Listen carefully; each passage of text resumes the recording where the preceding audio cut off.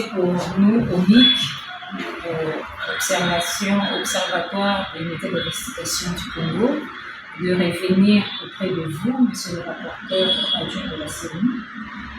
L'essentiel a été fait le jour où il y avait remise de diplôme d'honneur. Nous sommes toujours dans la continuité de ce geste de récompense. Nous avons, le MIC a voulu aujourd'hui immortaliser votre sens élevé du patriotisme. Le MIC a voulu immortaliser aujourd'hui votre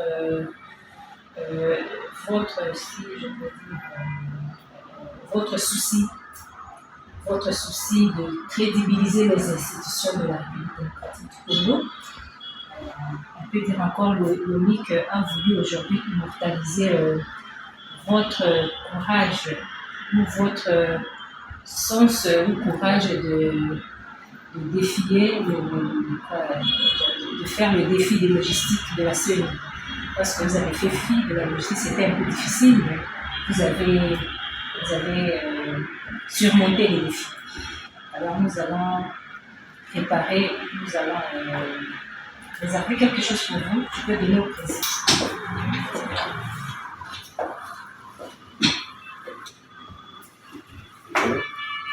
C'est une petite surprise que nous avons faite. C'est le portrait qui symbolise tout ce que nous venons d'énumérer.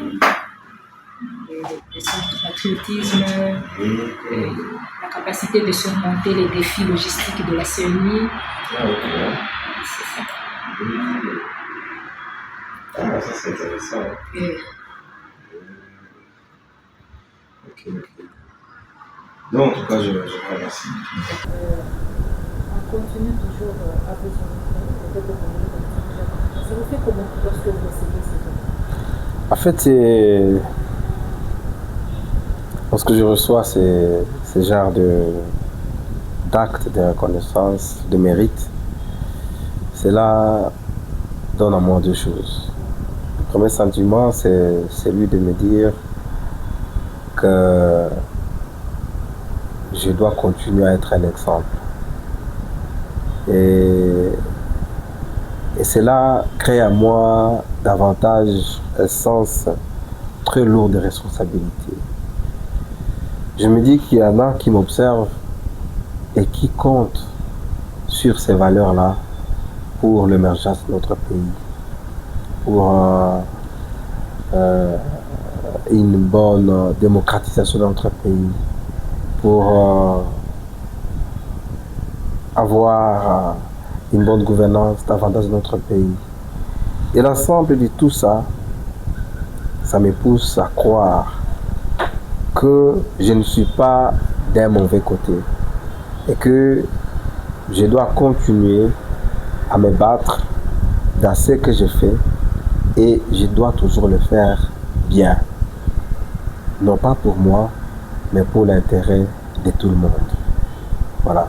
Quel message avez-vous pour la jeunesse?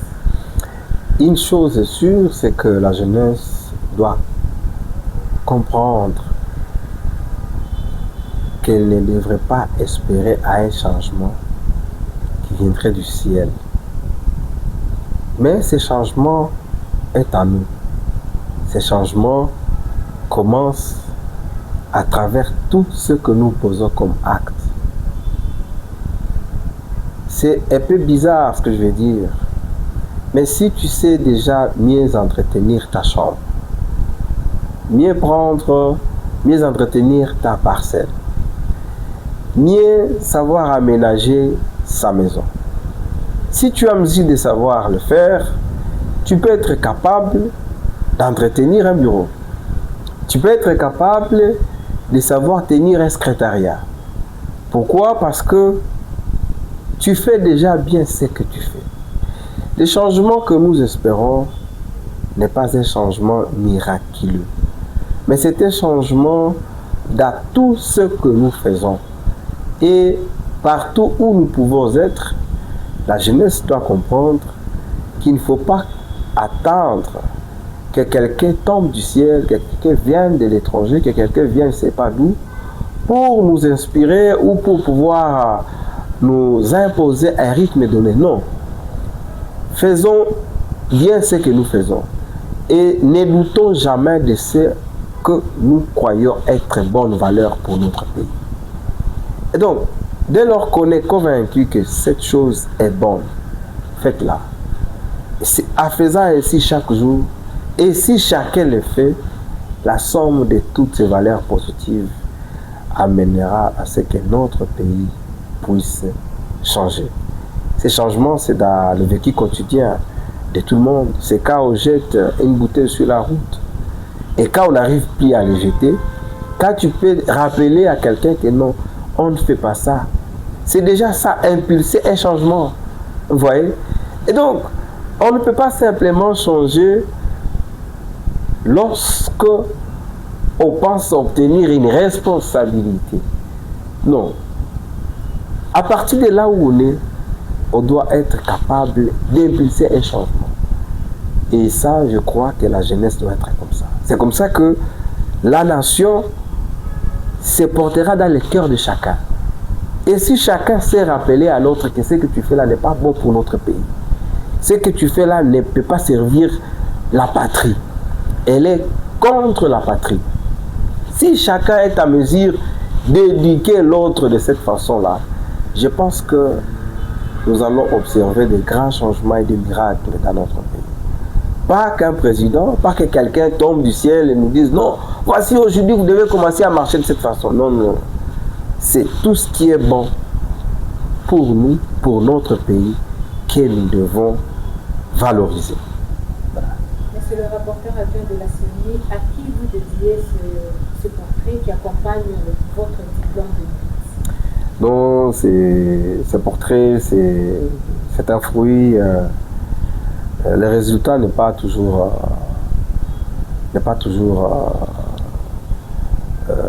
un résultat qui provient d'un seul élément. Quand on parle de résultats, il faut qu'il y ait d'abord des éléments.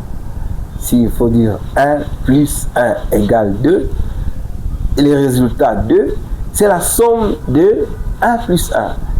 Et donc ce diplôme, c'est un résultat de plusieurs sommes, de plusieurs éléments. Et notamment mon cabinet qui m'entoure chaque jour, et tous mes collaborateurs, tous nos agents, et puis tous les membres de la plénière, commençant par notre président. Il est important que nous puissions savoir que la République nous observe et que nous devons toujours travailler dans l'honnêteté, dans l'indépendance, dans la neutralité et dans un esprit de cohésion et de participation à toutes choses. Je vous remercie. Souvent applaudir pour le rapporteur adjoint de la CENI, monsieur. Merci beaucoup.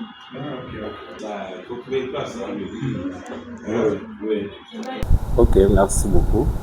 Comme je l'ai dit lors de la cérémonie de remise des diplômes, nous sommes observatoire des médias d'investigation du Congo. C'est une structure qui réunit les journalistes, les professionnels des médias, et spécialisés dans les investigations, c'est-à-dire les journalistes qui suivent de près ce qui se passe dans notre pays, le fonctionnement des institutions, les services publics de l'État. Alors, notre mission, c'est de recueillir les informations sur le fonctionnement de chaque institution du pays.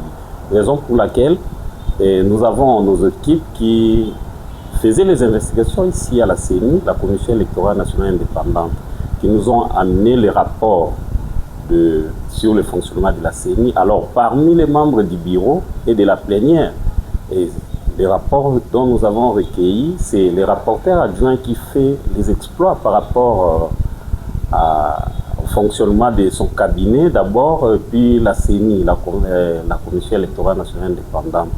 Il est toujours actif sur le terrain, il ne se fatigue pas, il accomplit ses tâches comme il se doit. Raison pour laquelle, lorsque nous avons reçu ces informations, et le comité a décidé de lui décerner un titre honorifique. C'était d'abord le diplôme d'honneur Alors aujourd'hui, c'est juste la suite de la remise des diplômes et nous sommes venus avec le portrait pour compléter ce que nous avions déjà fait lors de la cérémonie de remise des diplômes. Voilà la raison de notre présence ici au cabinet de Son Excellence, Monsieur le rapporteur adjoint de la CENI.